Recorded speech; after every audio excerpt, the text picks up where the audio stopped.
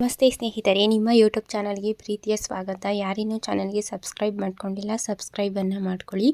ಇವತ್ತಿನ ವಿಡಿಯೋದಲ್ಲಿ ನಾವು ಬೆಂಗಳೂರು ಯೂನಿವರ್ಸಿಟಿಯ 2024 ಮತ್ತು 25ನೇ ಸಾಲಿನಲ್ಲಿ ಯಾರೆಲ್ಲ ಒಂದು ಮಾಸ್ಟರ್ ಡಿಗ್ರಿನ ಕಂಪ್ಲೀಟ್ ಮಾಡಿದ್ದೀರಾ, ನಿಮಗೆ ಬಂದುಬಿಟ್ಟು ಇದರಲ್ಲಿ ಮಾಸ್ಟರ್ ಡಿಗ್ರಿನಲ್ಲಿ 4th ಸೆಮಿಸ್ಟರಲ್ಲಿ ಬಂದು ಪ್ರಾಜೆಕ್ಟ್ ಅಂತ ಅಂದ್ಬಿಟ್ಟು ಒಂದು ಇದಿರುತ್ತೆ, ಪ್ರಾಜೆಕ್ಟ್ ಡಿಸರ್ಟೇಷನ್ನು. ಸೊ ಈ ಒಂದು ಪ್ರಾಜೆಕ್ಟ್ ಡಿಸರ್ಟೇಷನ್ನ ಯಾವ ಒಂದು ಕೋರ್ಸ್ ಅಂದರೆ MSc ಆಗಿರಬಹುದು ಅಥವಾ MA MComನಲ್ಲಿ ಕೂಡ ಆಗಿರ್ಬೋದು, ಪ್ರಾಜೆಕ್ಟ್ ಡಿಸರ್ಟೇಷನ್ನ ನೀವು ಮಾಡಿ ಅದನ್ನು ಸಬ್ಮಿಟನ್ನು ಮಾಡಿರ್ತೀರ ಅಲ್ವಾ. ಸೊ ಆ ಒಂದು ಪ್ರಾಜೆಕ್ಟ್ ಡಿಸರ್ಟೇಷನ್ದು ಅಮೌಂಟ್ ಏನು ಖರ್ಚಾಗಿರುತ್ತೆ, ಸೊ ಆ ಒಂದು ಅಮೌಂಟು ರೀಫಂಡ್ ಆಗುವಂಥದ್ದು.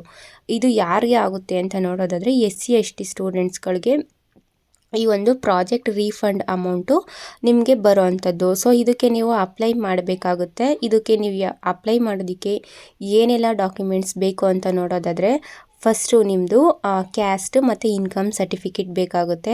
ಹಾಗೆ ಆಧಾರ್ ಕಾರ್ಡು ಮತ್ತು ನಿಮ್ಮದು ಕಾಲೇಜ್, ನಿಮ್ಮ ಒಂದು ಡಿಪಾರ್ಟ್ಮೆಂಟನ್ನು ID ಕಾರ್ಡು, ಅಂದರೆ ನಿಮ್ಮ ಡಿಪಾರ್ಟ್ಮೆಂಟ್ ಸೈಡಿಂದ ಅವರು ನಿಮಗೆ ID ಕಾರ್ಡನ್ನು ಕೊಟ್ಟಿರ್ತಾರೆ.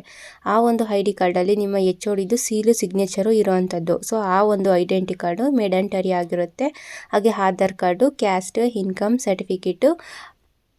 ನೆಕ್ಸ್ಟು ನೀವು ಪ್ರಾಜೆಕ್ಟ್ ಡಿಸರ್ಟೇಷನ್ ಏನು ಮಾಡಿರ್ತೀರಲ್ಲ ಬುಕ್ಕು, ಸೊ ಆ ಬುಕ್ಕಲ್ಲಿ ಇರುವಂತಹ ಅಕ್ಲಾಜ್ಮೆಂಟು ಮತ್ತು ಅದರಲ್ಲಿ ಸ್ಟಾರ್ಟಿಂಗ್ ಇರುವಂತಹ 3 ಪೇಜಸ್ಸು, ಆ 3 ಪೇಜಸಲ್ಲೂ ಬಂದುಬಿಟ್ಟು ನಿಮ್ಮ ಗೈಡ್ ಆಗಿರಬಹುದು ಮತ್ತು ನಿಮ್ಮ ಒಂದು ನೇಮ್ಗಳು ಇರುವಂತಹ ಸ್ಟಾರ್ಟಿಂಗ್ ಪೇಜ್ಗಳನ್ನ ನೀವು ಸ್ಟಾರ್ಟಿಂಗು 4 ಪೇಜು ಅಕ್ಲಾಜ್ಮೆಂಟು ಮತ್ತು ಆ ಒಂದು ಡಿಸರ್ಟೇಷನಲ್ಲಿ ನಿಮ್ಮ ಗೈಡ್ದು ಮತ್ತು ನೀವು ಸಬ್ಮಿಟ್ ಮಾಡಬೇಕಾದ್ರೆ ನಿಮ್ಮ HODದು ಸೀಲು ಸಿಗ್ನೇಚರ್ ಆಗಿರುತ್ತೆ ಆ ಒಂದು ಪೇಜು. ಸೊ ಇದಿಷ್ಟು ಕೂಡ ಡಾಕ್ಯುಮೆಂಟ್ಸ್ಗಳು, ಜೆರಾಕ್ಸು. ಮತ್ತು ನೀವು ಈ ಒಂದು ಪ್ರಾಜೆಕ್ಟ್ಗೆ ಖರ್ಚು ಮಾಡಿರಬೇಕಾದ್ರೆ ನಿಮಗೆ ಬಿಲ್ ಅಂತ ಇರುತ್ತೆ ಅಲ್ಲ, ಸೊ ಆ ಒಂದು ಬಿಲ್ದು ಕೂಡ ಬಿಲ್ನು ಕೂಡ ಇಲ್ಲಿ ಬೇಕಾಗುವಂಥದ್ದು. ಆ ಒಂದು ಬಿಲ್ನು ಕೂಡ ನೀವು ಜೆರಾಕ್ಸ್ ಮಾಡಿ ಕೊಡಬೇಕು. ಹಾಗೆ ನೀವು ಪ್ರಾಜೆಕ್ಟ್ನ ಸಬ್ಮಿಟ್ ಮಾಡಬೇಕಾದ್ರೆ ಕವರ್ ಲೆಟರ್ ಅಂತ ಅಂದ್ಬಿಟ್ಟು ಒಂದು HODಗೆ ನೀವು ಲೆಟರ್ನ ಕೊಟ್ಟಿರ್ತೀರ. ಆ ಒಂದು ಲೆಟರಲ್ಲಿ ನಿಮ್ಮ ಒಂದು ಸಿಗ್ನೇಚರು ಇರುತ್ತೆ ಮತ್ತು ನಿಮ್ಮ ಗೈಡ್ ಸಿಗ್ನೇಚರ್ ಇರುತ್ತೆ ಮತ್ತು HODದು ಸೀಲು ಸಿಗ್ನೇಚರು ಎರಡೂ ಕೂಡ ಇರುತ್ತೆ. ಸೊ ಆ ಒಂದು ಕವರ್ ಲೆಟರ್ನ ಒಂದು ಪ್ರಿಂಟೌಟ್ ಕೂಡ ಬೇಕಾಗುತ್ತೆ, ಜೆರಾಕ್ಸು. ಸೊ ಇದಿಷ್ಟು ಡಾಕ್ಯುಮೆಂಟ್ಸ್ಗಳು ಈ ಒಂದು ಪ್ರಾಜೆಕ್ಟ್ ರೀಫಂಡ್ ಅಮೌಂಟ್ಗೆ ಬೇಕಾಗಿರೋವಂಥದ್ದು. ಸೊ ಇದನ್ನು ನೀವು ಈ ಎಲ್ಲ ಒಂದು ಡಾಕ್ಯುಮೆಂಟ್ಸ್ಗಳ ಒಂದು ಸೆಟ್ ಜೆರಾಕ್ಸನ್ನು ಮಾಡಿಸಿ ಅದನ್ನು ನೀವು ನಿಮ್ಮ ಡಿಪಾರ್ಟ್ಮೆಂಟ್ಗೆ ಸಬ್ಮಿಟನ್ನು ಮಾಡಬೇಕಾಗುತ್ತೆ. ಸೊ ಈ ಒಂದು ಪ್ರಾಜೆಕ್ಟ್ ಅಂದರೆ ಬೆಂಗಳೂರು ಯೂನಿವರ್ಸಿಟಿಯಲ್ಲಿ ಮಾಸ್ಟರ್ ಡಿಗ್ರಿಯನ್ನು ಮಾಡಿ ಈ ಒಂದು ಪ್ರಾಜೆಕ್ಟ್ ರೀಫಂಡ್ ಅಮೌಂಟ್ಗೆ ಯಾರೆಲ್ಲ ಎಲಿಜಿಬಲ್ ಆಗಿದ್ದೀರಾ, ಯಾರೆಲ್ಲ ಈ ಒಂದು ಪ್ರಾಜೆಕ್ಟ್ ರೀಫಂಡ್ ಅಮೌಂಟ್ಗೆ ಅಪ್ಲಿಕೇಶನ್ ಹಾಕಿದ್ದೀರಾ, ನಿಮಗೆಲ್ಲ ಬಂದುಬಿಟ್ಟು ಈ ಒಂದು ಅಮೌಂಟು ಜನವರಿ ಮಂತಲ್ಲಿ ಸ್ಯಾಂಕ್ಷನ್ ಆಗುತ್ತೆ ಅಂತ ಹೇಳಿರೋವಂಥದ್ದು. ಸೊ ಈ ಒಂದು ಅಮೌಂಟು ಎಷ್ಟು ಬರುತ್ತೆ ಅಂತ ನೋಡೋದಾದರೆ 4000 ನಿಮಗೆ ಇಂಡಿವಿಜುವಲ್ ಆಗಿ 4000 ಬರೋವಂಥದ್ದು.